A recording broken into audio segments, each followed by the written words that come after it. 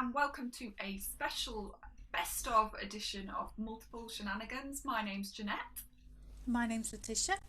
Here's a little taster of the shenanigans that we have got up to so far.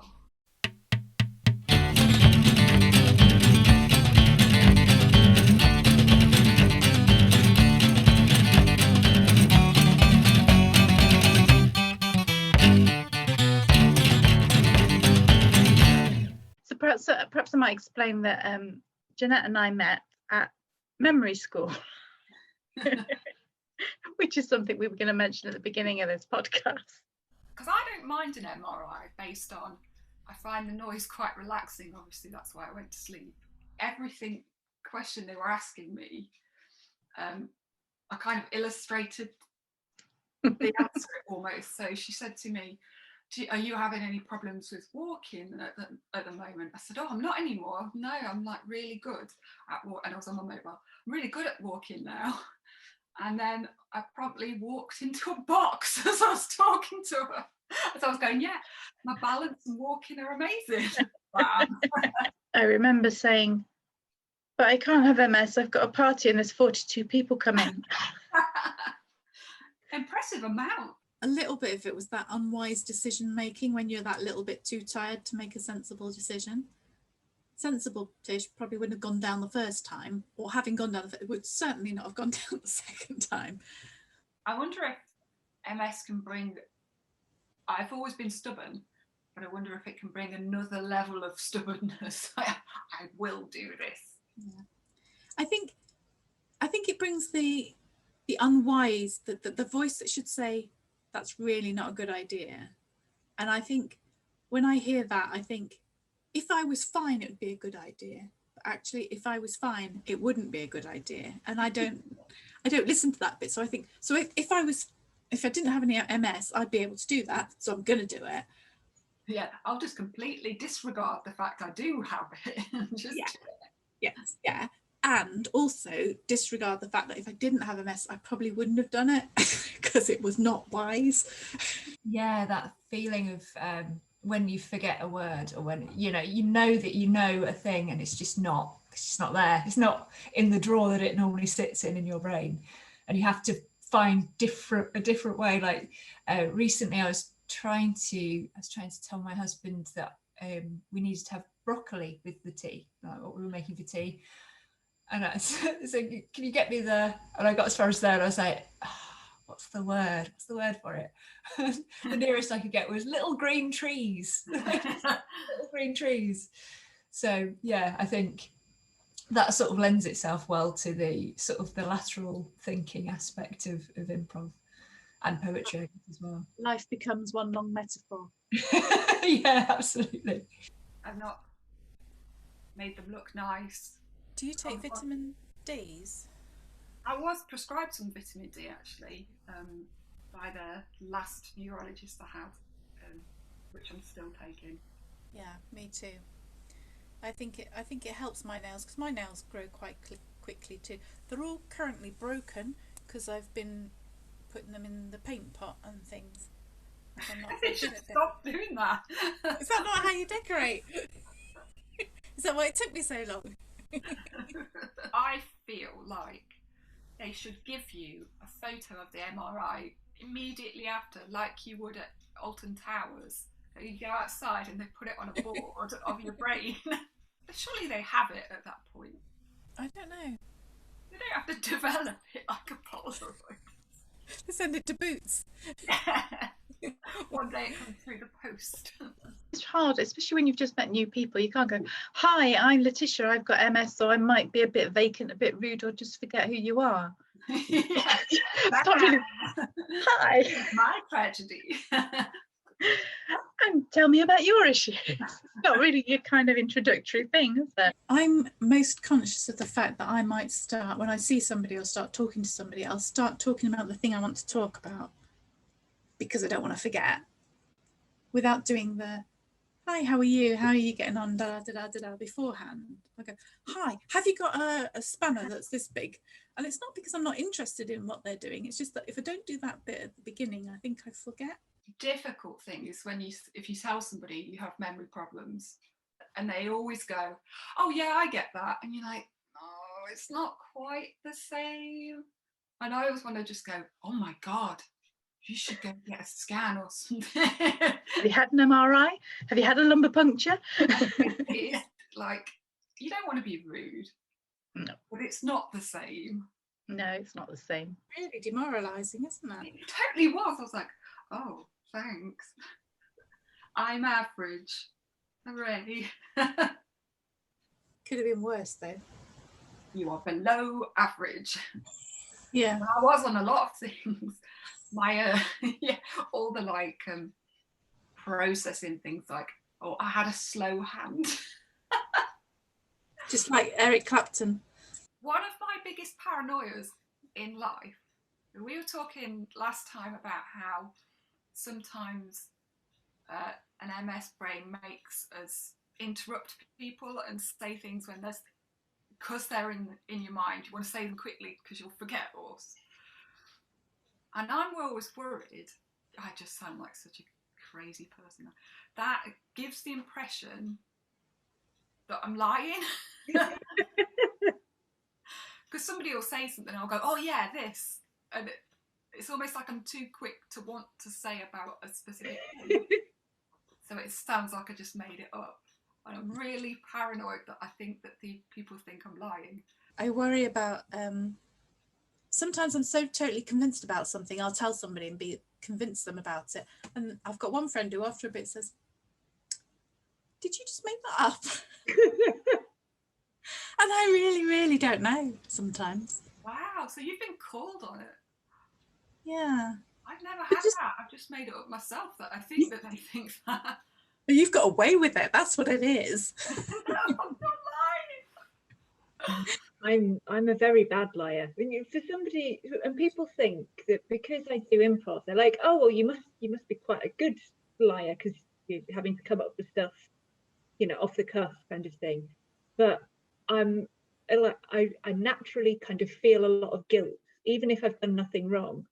So I think as soon as I lie, it's just all over my face. I'm like, don't let them know that you're lying. And whenever I've played kind of bluffing games or things like that, because like my friends and I play a lot of board games, and there's one called Avalon, which is all about kind of bluffing and things like that. And there's a couple of characters in it, which if you get made that character, you have to lie to be able to protect your identity, because if somebody finds you out, then they can kill you and then the game's over, kind of thing. So I'm just sat there going, please don't let me be Merlin. Please don't let me be Merlin. Because I can't handle the pressure of lying. Mum bought 20 pies. he replied and said, oh, she's just putting them all in the freezer. I was like, what? Can you imagine opening her freezer and there's like 20 pies? I was like, it'd be like a pie library in there. But when you go, there's a little like trailer, load of trailers outside. I've never seen that before. Is that been like that for a while? What it is the MS Society, I think it was part of the fundraising to get an additional MRI for the MS use. And then they didn't have anywhere to put it, so stuck it in what they called those things. They used to use them for school extra classrooms, didn't they? Caravan type things. It's like, like a trailer. Well, is there two there at the moment?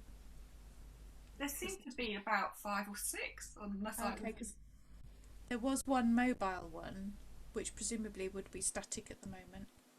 Yeah, we didn't go anywhere. That'd be amazing. We're going for a ride in the MRI.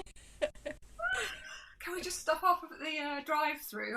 Right, go for a McDonald's. You had a nice time with your monkeys, and then realised, shit, I've got to walk back.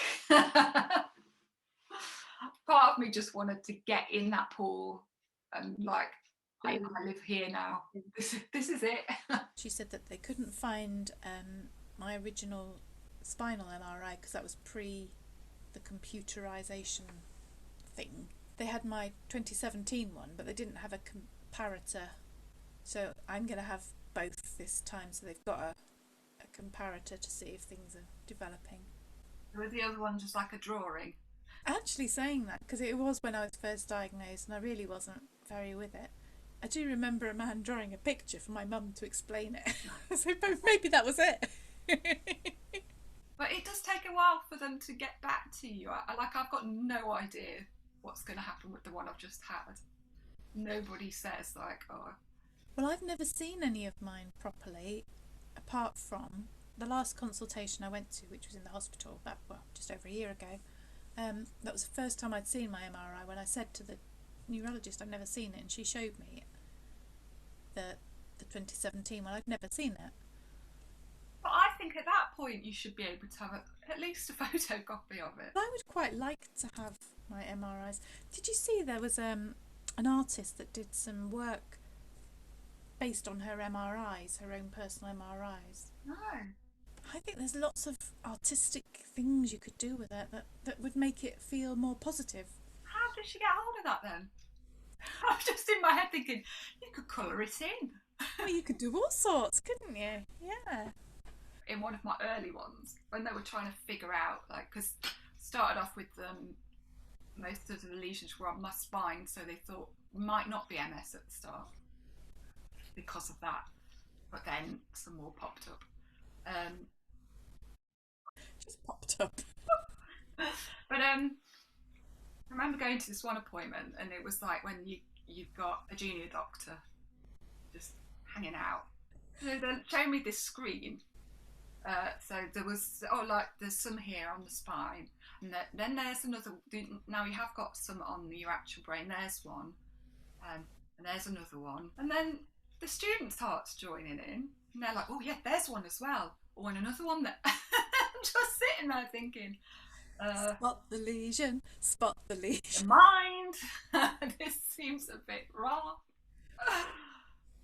Like they're having a good time finding them. It's like a game show. I had a load of junior doctors do that. That was something else. Oh, just missed it. Try again. Just kept trying and trying till your hand is like a bruised. Oh. I still couldn't stop doing it. One time, I went here and had a Coke. It's just, yeah, well done. So in our lunch break, we used to meet in the woods, and he used to try and get me to sing. That's so weird. So I was having singing rehearsals in the woods, halfway between where he worked and where I worked. I've got so many questions about this. Casual with his mask, though. I didn't enjoy that.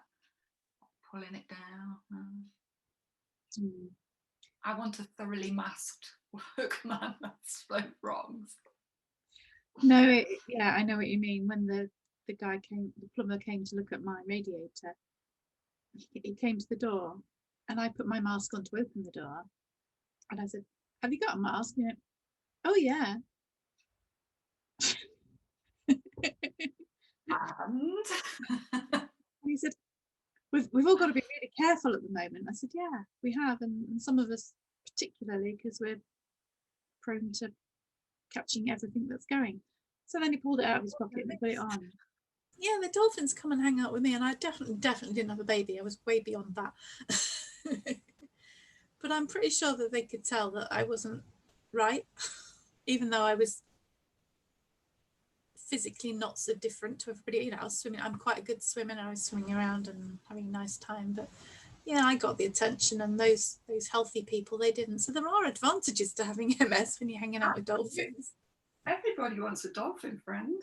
That like comedy cartoon thing when you just can't get up and your legs are going this way and your arms are going that way. I did feel A, like a cartoon character, and B, mortified at the same time. This old guy came and helped me up because he was able to stay static. Helped me up, and I had to apologise and say thank you, and I went back a bit. And then a little bit later, I thought, no, there's more people there. If I go down that bit and hold on there, and I I could, and I got down there and I did look at the whatever it was. I can't even remember where I was. I could see the thing. The thing, definitely worth it for the memories. For the thing. The first time really kind of figuring out what this all meant, and kind of having was off work and I was trying to get better a little bit from the relapse, but also it was being with your family and figuring out how this was going to work. And with my dad, we had a little routine where he'd do a bit of door and then we'd have lunch. We always had fried eggs on toast. We were just trying to find our feet. Well, I was literally trying to find my feet, but we were all trying to find feet, how this was working in terms of, like, I'd bring in a cup of tea and would be a bit like, and they're trying to be relaxed about that, like, yeah, you're okay. Don't scold me. You're okay. So it was like getting back into things, and it was just sounds ridiculous, but quite a nice time of spending time with your family and everybody, just seeing what this whole thing was about. There's always somebody that runs further, and that person always lets you know. So much so that I was on my run on Saturday, and I reached a pedestrian crossing, so I was waiting at the crossing, and at the other side of this crossing, sort of standing back a little bit, was this woman with her dog, and she sort of stood there and was looking at me. I thought, I don't think I know this woman, but she seems to want to talk to me. She said, "Oh, sorry to bother you, but I've seen you run around a few times, like I've seen you sort of a few weekends now running around and around the reservoirs and things like that." She said, "Are you a long distance runner?" And I said, "Oh, well, I do 20k." She said, "Oh, because I'm looking for somebody to kind of train with and to find some routes with for the Manchester Marathon." And I was thinking, oh, this really burst my bubble. Thinking I was doing really well with my sort of almost half marathon, and then there's somebody that's just like, is seemingly just seeking me out, tell me to run further. Wait. I was gonna say, wait till she meets that round the world runner. Yeah. Well, or Eddie Izzard. Yeah. I was thinking, because I watched Portrait Painter of the Year. 4 hours they have to sit still while they're having their portrait done. I mean, that's worse than an MRI, isn't it? Way worse. I mean, they do get a picture. They Like do. that. They do. They do get a picture at the end. Probably They get really 4 good. different pictures, and they get to choose one to keep. Oh. I met a Yeti in. Sorry. Yeah, I do. The further you are from the equator, the less vitamin D you're naturally getting. You've got to get your D. Gotta get your D. This really means something completely different, doesn't it?